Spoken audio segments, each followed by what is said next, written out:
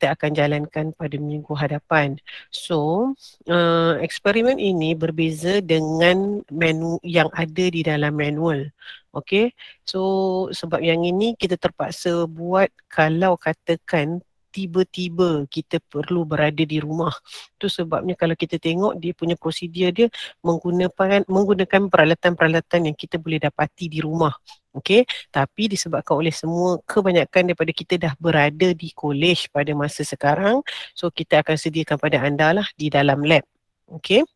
So, untuk eksperimen pada minggu hadapan, kita follow this procedure dan untuk eksperimen yang akan diuji semasa practical test nanti, kita perlu follow the procedure yang ada dalam soalan. Okay. Untuk practical test, anda akan diberikan soalan. Soalan tadi bukan apa, dia ada semualah, dia ada prosedur, dia ada materials and apparatus dan apa yang awak perlu buat. So anda diberi masa 30 minit untuk menyelesaikan task yang diberikan dan mungkin akan ada sedikit penambahbaikan ataupun pengubahsuaian terhadap prosedur yang kita buat pada minggu depan ni. Okay, so dia mungkin lain sikit lah tapi kemahiran yang diuji adalah kemahiran yang sama. Okay, so untuk pada minggu hadapan ni kita nak melihat tentang bagaimana you nak set up the experiment tadi. Subhanallah. Mana pula aku punya ni? Sekejap Mana conteng-conteng dia? Tak boleh conteng ke?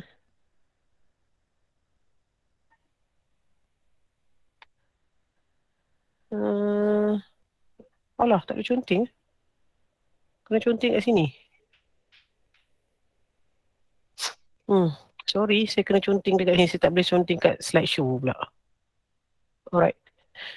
Okay, kalau kita tengok dia punya learning outcome, are you all with me?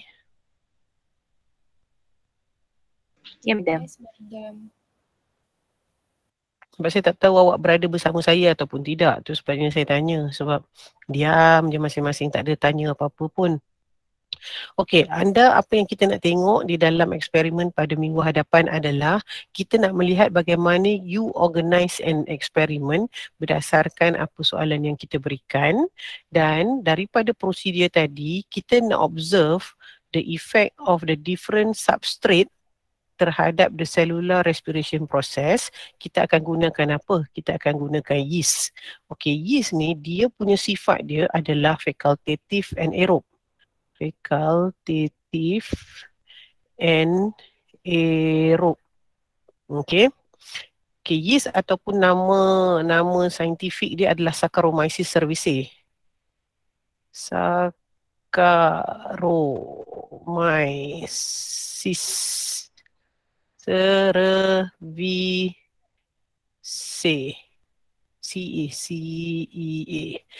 Okay, Saccharomyces cerevisiae. Saccharomyces cerevisiae ni ataupun yeast ataupun kita panggil sebagai baker's yeast. Okay, sifatnya adalah facultative and aerobe. Apa maksud facultative and aerobe? Dia boleh juga berespirasi sekiranya ada oksigen. Tetapi dia lebih suka kalau tak ada oksigen. Means, that's why kalau kita buat kita buat roti tu kan, kita kan guna yeast kan. So kita buat roti walaupun kita buat pada dekat kawasan udara yang ada sini, roti tu still boleh naik. Sebab apa? Yeast masih lagi boleh convert apa juga sugar yang ada kat dalam dia punya persekitaran dia tu untuk dia menjalankan proses cellular respiration. So proses cellular respiration ini, sebelum saya pergi kepada ni, kita tengok dulu. Yang ni sebenarnya awak kena buat dia punya pre-lab yang ada dekat dalam buku SAL. So kalau you tengok dalam buku SAL, everyone semua buka buku SAL. Yang kat depan sekali tu kan dia ada pre-lab kan, pre-lab module. Cuba tengok eksperimen 10. Okey, eksperimen 10. So anda actually awak kena jawab semua soalan yang ada kat sini lah, tetapi disebabkan oleh eksperimen pada minggu hadapan tak ada kena mengena pun dengan lab apa pre-lab ini. Jadi that's why saya tak minta untuk anda buat. Cuma di sini saya nak ingatkan semula anda untuk cellular respiration. Jap. Subhanallah. Okey, yang ini semua adalah dia punya jawapan. Alright. So apa yang dimaksudkan dengan respiration?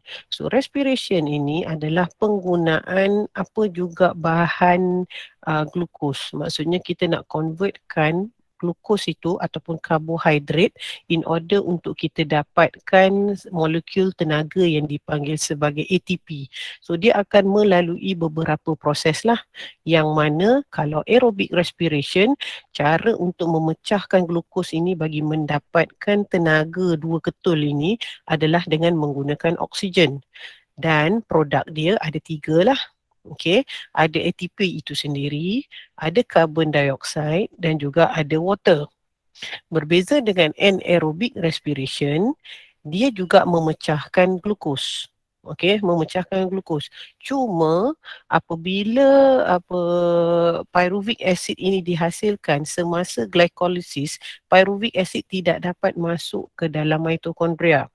So in order untuk menghasilkan ATP yang banyak, pyruvic acid ataupun pyruvate perlu masuk ke dalam mitokondria in order untuk menghasilkan tenaga yang banyak. Tetapi untuk fermentation, kalau you tengok di sini, glukos ditukarkan kepada pyruvate ataupun pyruvic acid, benda yang samalah. Tapi disebabkan oleh dia tak dapat masuk ke dalam mitokondria due to absence of oxygen, maka dia akan terus ditukarkan kepada sama ada ethanol ataupun lactate. Okay, dan ini akan juga menghasilkan carbon dioxide.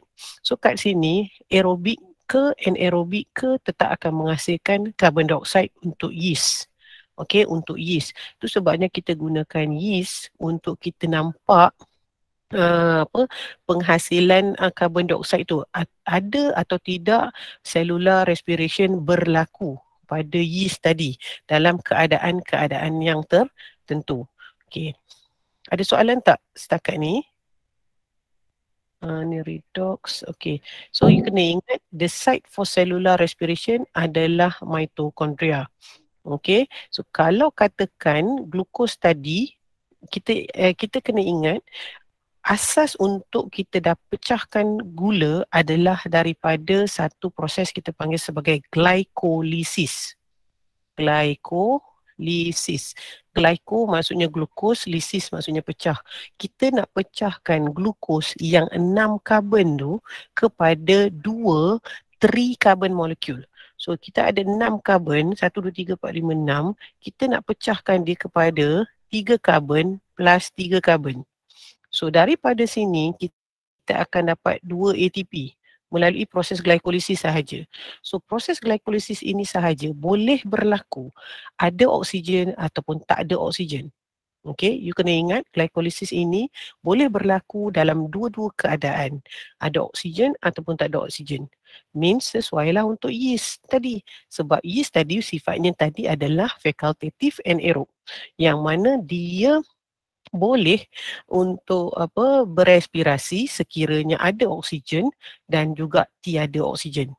Kalau ada oksigen dia tetap menghasilkan carbon dioxide. Kalau tak ada oksigen pun dia tetap menghasilkan carbon dioxide. Okey, so sekarang kita nak melihat kadar penghasilan carbon dioxide tu. Tu sebabnya kita kena ukur dia punya the thickness of the foam yang dihasilkan selepas kita letakkan sugar yang tertentu. Okey, so saya patah balik kepada mana eksperimen ini. So kita nak melihat yang nombor 2. Adakah saya terlalu laju? Tak, Madam. Okey, so kita punya objektif sebenarnya 2 ni je kita nak tengok. Okey, kita nak observe the effect of the different substrate to the cellular respiration. Tadi saya katakan yeast adalah facultative anaerob, yang mana kalau aerob aerob pun dia akan menghasilkan CO2. Kalau anaerob pun dia tetap akan menghasilkan CO2. Okay, so kita nak melihat kalau kita meletakkan dua substrate yang berbeza. Okay, so substrate yang kita akan gunakan adalah sugar dan juga flour. Okay, bukan flour, tepung. Flour. Okay, so two different substrate. Dan juga kita akan melihat bagaimana the effect of the temperature terhadap the cellular respiration tadi. Disebabkan oleh kita buat this experiment di dalam satu persekitaran yang terbuka, kita menganggap bahawa the yeast berlaku dalam suasana aerob ni. Okay, yeast ini melakukan cellular respiration dalam keadaan aerob. Means dia tetap menghasilkan carbon dioxide. Okay, so these are the apparatus yang kita akan gunakan. Ni apparatus kalau sekiranya masa anda duduk kat rumah lah. Sebab kita di peringkat kami pensyarah, kami kena fikirkan sekiranya anda berada di rumah. So apa yang anda kena buat?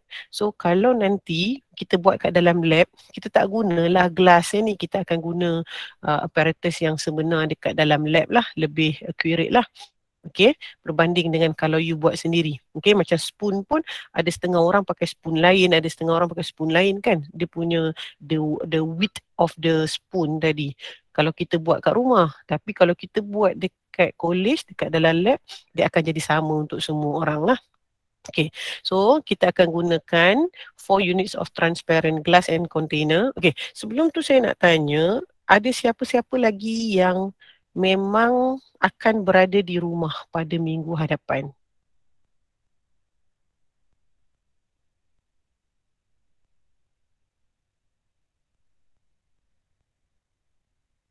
Saya mohon respon anda semua. Ada sesiapa lagi ke yang masih berada di rumah untuk minggu hadapan?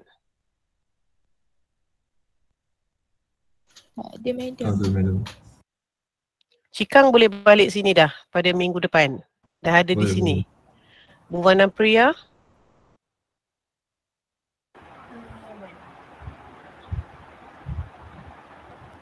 Madam. Ya? Ya madam. Apa dia? Ya boleh madam.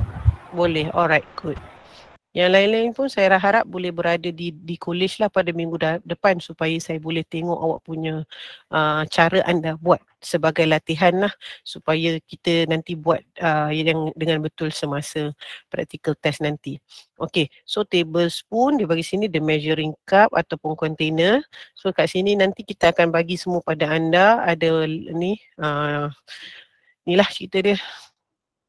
Okay, so material yang kita akan gunakan adalah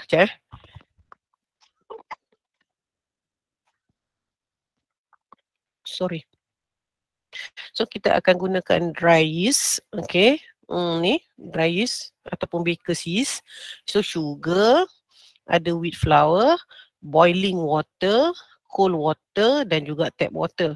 So cold water dengan tap water ni, yang tiga ni kita nak menguji objektif yang ketiga. Okay, the different temperature terhadap the cellular respiration tersebut.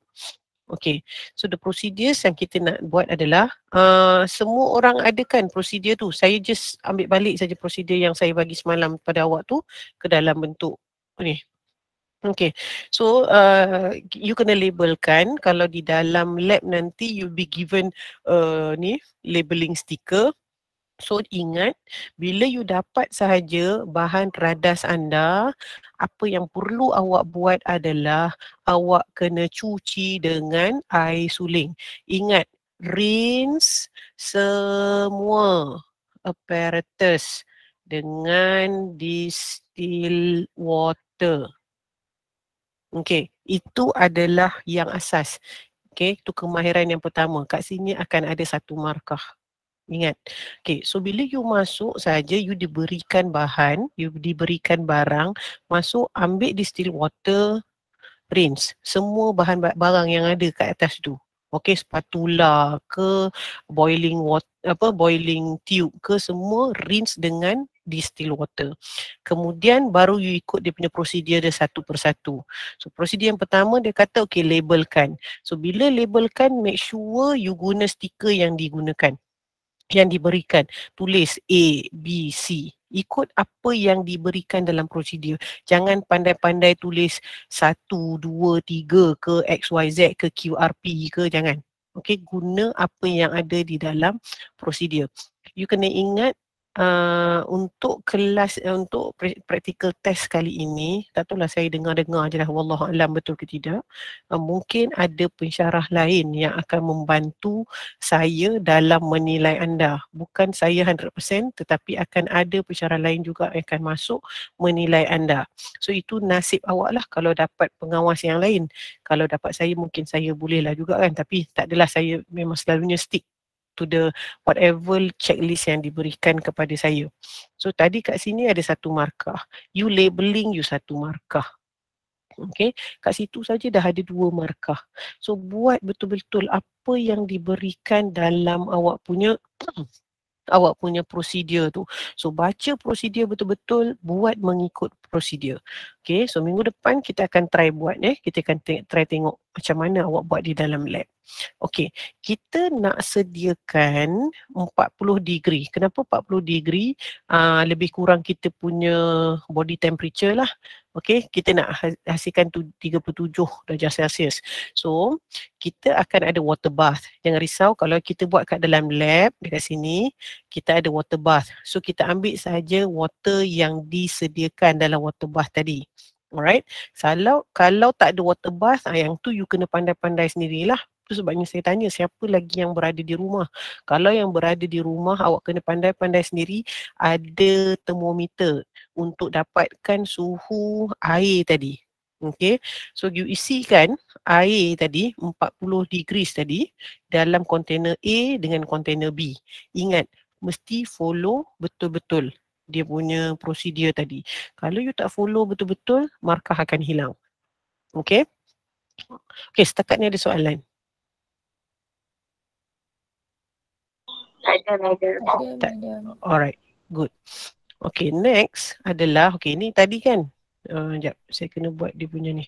Okay, so untuk A, kita masukkan 100 ml 40 degrees water masuk dalam kita punya bekas.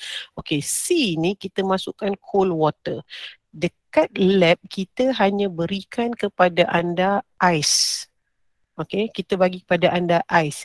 So, terpulang kepada anda kebijaksanaan masing-masing untuk menghasilkan cold water dekat sini. Menghasilkan cold water. Okay, so ingat dia bagi cold water saja. So kalau cold water, ice is not cool water. So apa yang awak kena buat terhadap ice tadi in order untuk menghasilkan cold water? Itu saya pulangkan kepada kebijaksanaan awak. Then untuk yang D pula, kita masukkan 100 ml of boiling water. So untuk C dengan D ini, kalau kita perhatikan, dia dua, sekejap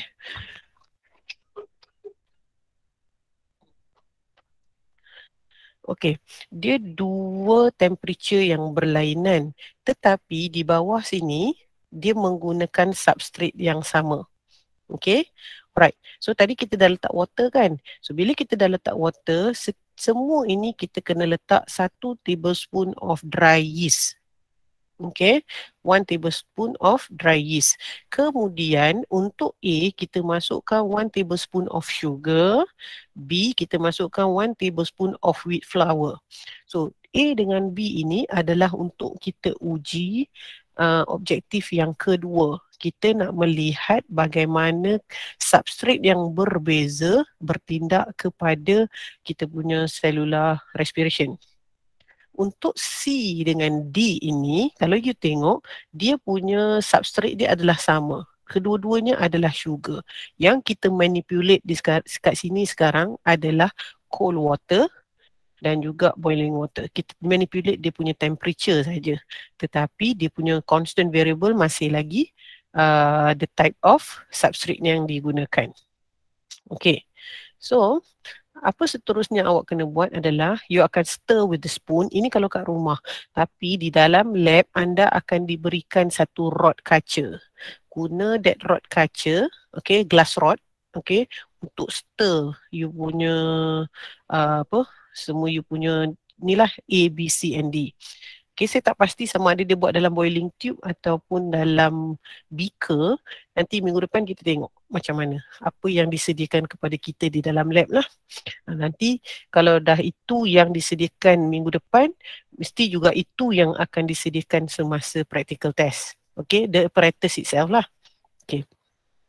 Next adalah bila kita dah letak tu, kita kena mark dia punya meniskus tadi. Okey, di sini satu lagi kemahiran yang akan diuji, yang mana cara anda melihat meniskus. Okey, so kita tahu kalau kita tengok meniskus, kita tak akan ambil yang atas hujung tepi kan, kita akan ambil yang tengah-tengah tu kan. So you kena tandakan meniskus dia dengan marker pen. Okey, so saya minta untuk setiap orang ada satu permanent marker pen yang berwarna hitam. Boleh sediakan. Okey. Sediakan satu permanent marker pen yang berwarna hitam supaya nanti kita boleh tandakan pada whatever apparatus yang diberikan pada kita lah, beaker ke apa ke. Okey. So kita tandakan dia punya meniskus untuk semua keempat-empatnya. Kemudian kita leave the mixture for 25 minutes di dalam room temperature. Okey. So apa yang kita boleh expect adalah untuk yang D tadi, D kita masukkan yeast, kita masuk sugar tapi kita guna boiling water. So apa yang you rasa akan berlaku di dalam D? Ada atau tidak sebarang bubble yang dihasilkan? Awak rasa-rasa? Lepas 25 minutes, sepatutnya kalau biasa dia akan menghasilkan ni, foam macam ni. Okey, untuk D, awak rasa apa yang akan berlaku?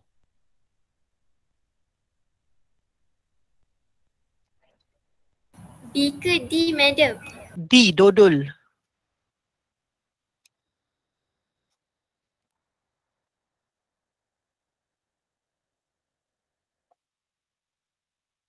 Tak ada kot madam.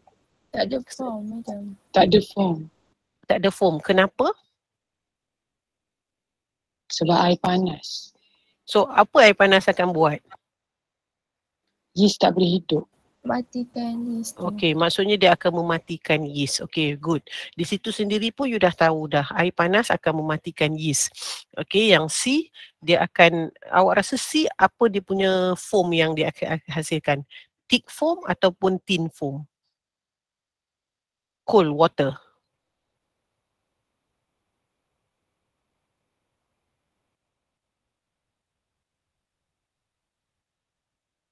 Thin foam. Okey, dia ada foam tetapi very thin foam. Itu kita punya hipotesis kita sajalah berdasarkan kita punya readings kita punya prior knowledge. Okey. Untuk C dengan D kita melihat different temperature. Untuk A dengan B kita melihat dia punya different substrate yang digunakan untuk mendapatkan tenaga tadi. A kita pakai sugar, B kita pakai flour kan. So kita pakai apa, wheat flour. So antara dua itu awak rasa-rasa yang mana dia punya foam dia akan banyak? A, madam. Okey, kenapa A? Kenapa bukan B? Sebab Glucose. Ada sugar. dalam tepung pun Yeast ada punya. sugar juga. Dia ada food yeast tu berkembang. Kurang tepat. Boleh cuba lagi.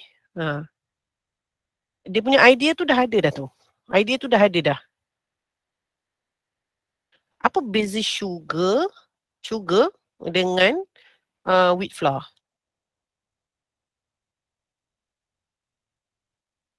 Okey, dia punya clue dia adalah yeast ini, dia punya konsep adalah yeast ni dia akan mudah untuk convert the fermentable sugar. Apa maksud fermentable sugar? Sugar yang mudah untuk ditapaikan. Tu sebabnya kita lebih menggunakan sugar berbanding dengan wheat flour. Okay, sebab wheat flour dia susah untuk difermentkan, untuk ferment untuk ditapaikan. Okay, benda tu. Cerita dia, tu dia punya konsep dia. Tu sebabnya dia punya thickness of the foam akan menjadi lebih banyak berbanding dengan yang, siapa tu nama dia? Flour tadi. Okay, itu secara teori dia. Tetapi kita semua kena ingat bahawa minggu depan ini adalah satu eksperimen. So eksperimen ini mungkin tidak mengikut apa yang kita harapkan. Kita mengharapkan A tu akan banyak foam, B akan sikit foam, C sikit foam, D memang tak ada foam langsung. Itu yang kita harapkan. Tetapi sekiranya berlaku benda yang sebaliknya, okay, anda perlu discuss. Di situ awak kena discuss kenapa result awak tak sama dengan apa yang kita harapkan. Di situ awak kena discuss dan awak kena nyatakan apa faktor-faktor yang mungkin contribute to the observation yang you dapat tersebut.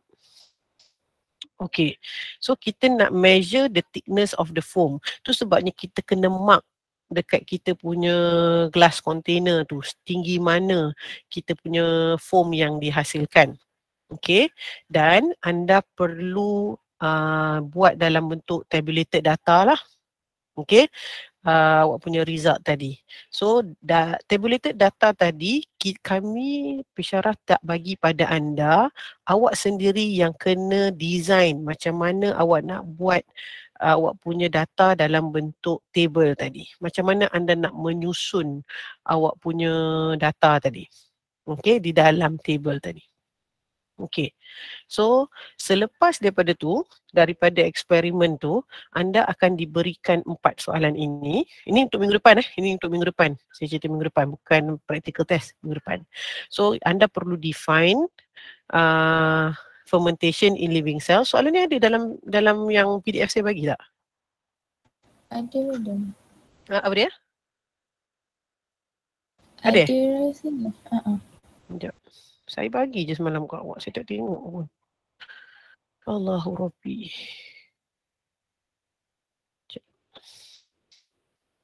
Ada madam dekat last punya rupas. Betul. Alright. Okay, so dia minta untuk anda define fermentation in living cell, write an equation for the cellular respiration. So bila dia minta untuk anda write an equation ini, anda kena bagi untuk kedua-duanya. Anda kena bagi untuk aerob dan juga anaerob. Sebab apa? Sebab untuk yeast ini dia facultative anaerob. Tadi saya dah beritahu. So what is the function of the sugar in this experiment? Sebagai inilah, dia adalah fermentable material untuk yeast itu gunakan sebagai sumber tenaga. So predict what happen if the container B is plugged with the balloon. Awak rasa-rasa apa yang akan berlaku? B kita letak apa? Kita letak tepung kan dalam dia kan. So bila kita letak tepung, kita letak pula balloon dekat atas dia. So awak rasa apa jadi kepada balloon tadi?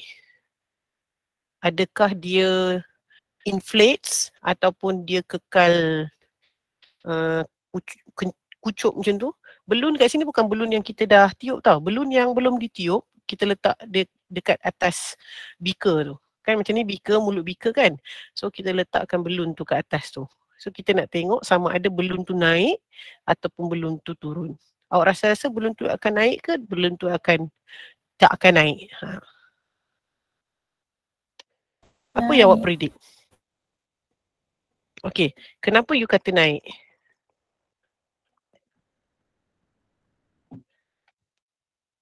Sebab yeast tu bernafas. Bernafas?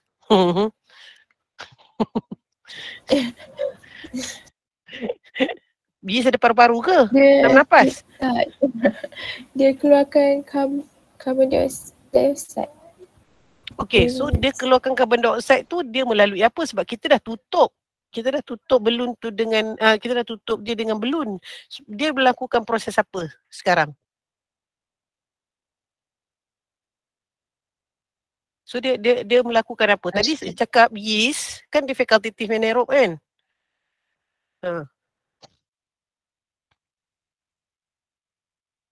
So macam mana dekat bahagian explain your answer tu? Respiration tu.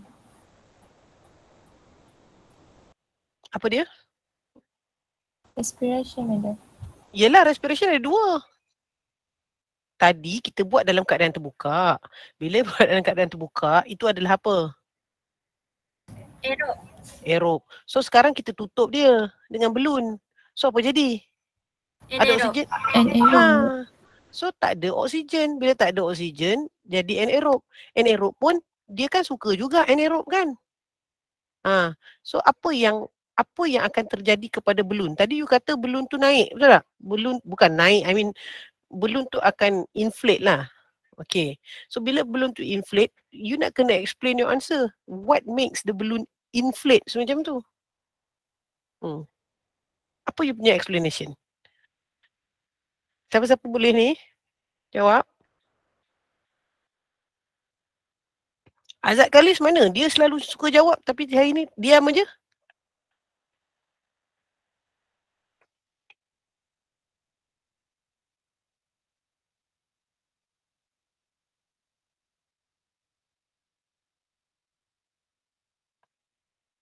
Mana tadi?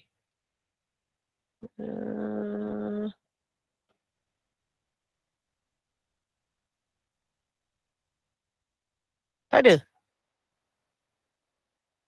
Tak ada orangnya.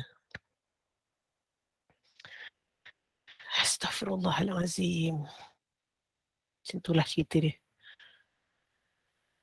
Dengar tak saya ni? Awak dengar saya tak? Dengar, madam. Dengar, madam. Macam mana, saya nak tanya ni last saya nak tanya lah untuk kelas awak. Apa explanation awak untuk soalan nombor 4? Siapa-siapa boleh cuba? Anaerob respiration happen. Saya tak dengar. Anaerob respiration. Itu conclusion terus je. Dia soalan minta explain your answer. Bila you nak cakap, okay, you cakap, okay, you predict what? Okay, mula-mula sekali you predict apa? Balloon mengembang. Okay, the balloon is inflated. Okay, kenapa balloon inflated? Kena bagi tahu. Sebab yeast Carbon dioxide. ada respiration berlaku dalam yeast. What type of respiration happens when we plug the container B with the balloon? Anaerob respiration. Okay, buat ayat. Macam mana nak buat ayat? Inflated because yeast produce carbon dioxide and anaerob respiration happen. Anaerob respiration happens baru dia menghasilkan carbon dioxide. Bukan carbon dioxide dihasilkan baru menghasilkan. Tak. Faham? You kena faham. Proses anaerob respiration itu menghasilkan carbon dioxide. So you kena bagi tahu dulu yang container B itu bila plug dengan balloon, so what happen to the yeast? Yeast will undergo anaerobic respiration which produces carbon dioxide. That's why the balloon will inflate. Okay. So the balloon itself filled with the carbon dioxide lah. That's why dia akan inflate dekat situ. Okay, boleh faham. So that's how kita explain. That bila kita explaining things, make sure jangan ada tertinggal sebarang isi. Jangan terus to the conclusion. Faham tak? You kena bagi tahu sebab soalan minta explain. Soalan bukan kata conclude your answer ataupun clarify your answer, tak. You kena explain apa yang berlaku untuk setiap satu tu. Kalau katakan awak nak terang dengan lebih dalam tentang anaerobic adalah lebih baik kalau you cakap the yeast undergo the anaerobic respiration which the pyruvic acid cannot enter the mitochondria. The pyruvic acid will then undergo the alcoholic fermentation which reduces the pyruvate into ethanol and produces carbon dioxide. Macam itulah. Itu maksudnya secara detail. Macam tadi you jawab you punya explanation, brief explanation yang mana dia akan menghasilkan carbon dioxide. Faham tak? Yang penting kat sini kita nak tengok penghasilan carbon dioxide itu semasa bila kita plug dan juga kalau kita tak plug pun akan ada carbon dioxide dihasilkan. Sebab sifat yeast, tadi saya kata, apa sifat yeast? Apa sifat yeast tadi? Dua anaerob dengan aerob dia akan berlaku. Ya, you guna perkataan facultative anaerob. Cari perkataan facultative anaerob, Google dan dapatkan dia punya definition untuk facultative anaerob. Boleh? Boleh, madam. Boleh, madam. Okay. Alright, next. Okay, ingat. Minggu depan, this experiment will be held next week in the lab.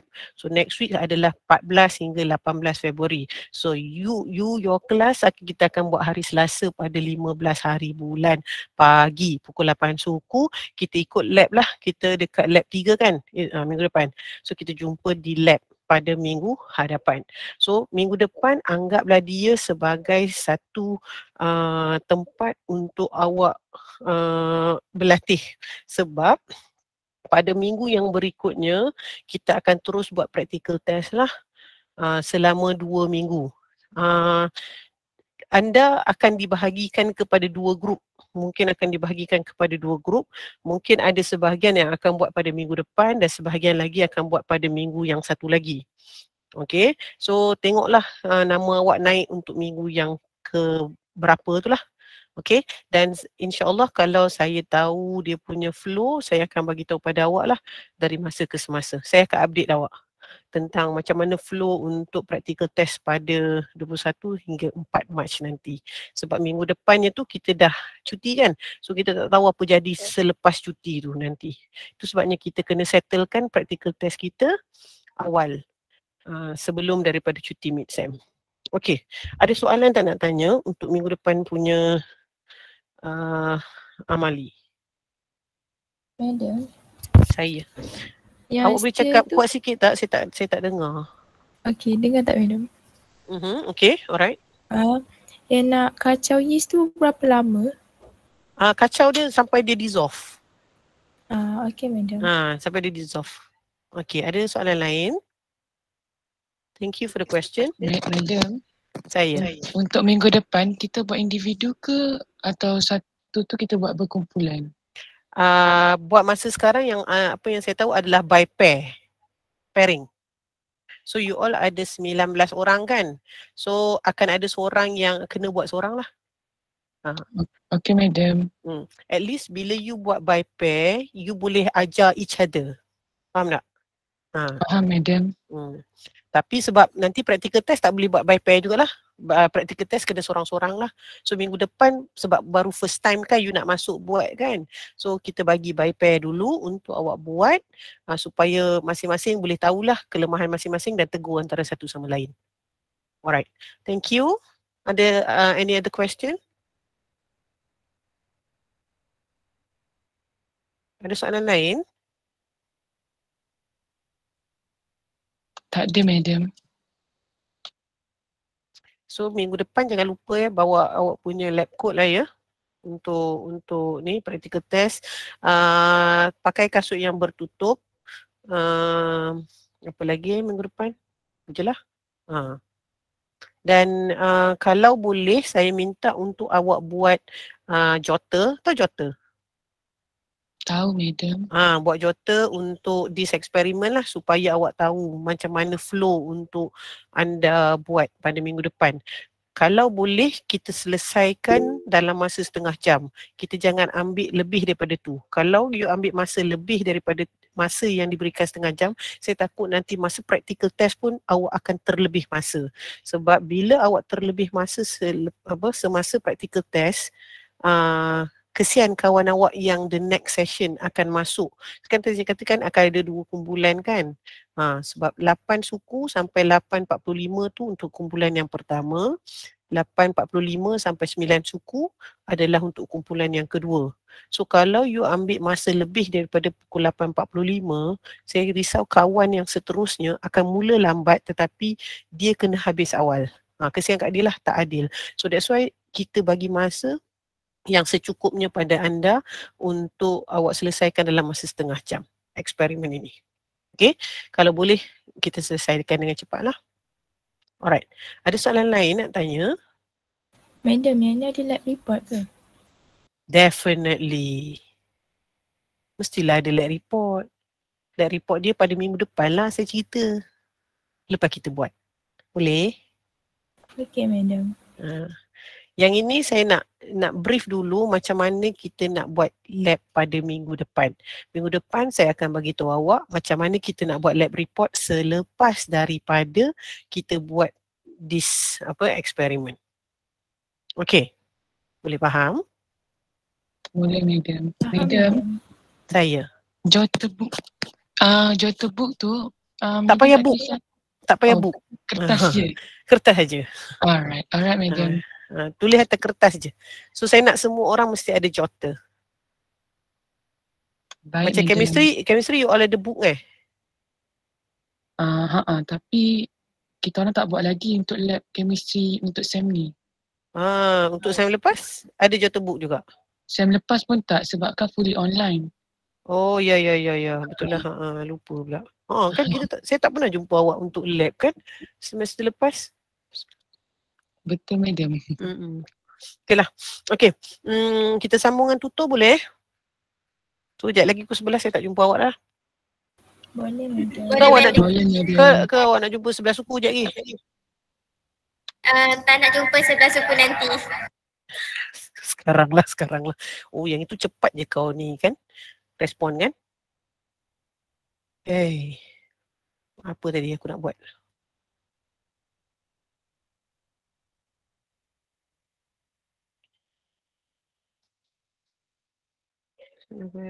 Produce carbon dioxide gases.